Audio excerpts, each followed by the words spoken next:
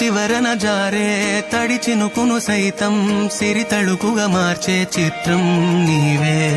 కలతగ పొలమారే ఎదమంటల గ్రీష్మం సులువుగా మరిపించే మంత్రం నీవే. నువ్వంటే నా సొంతమంటూ పలికింది మమకారం, ఆ మాట కాదంటూ దూరం నిలిపింది అహంకారం. తలవాచి నువ్వలా ఒడిలోన వాలగా నిండు నూరేళ్ల లోటు తీరిపోదదే క్షణాన. చిన్నారి తల్లి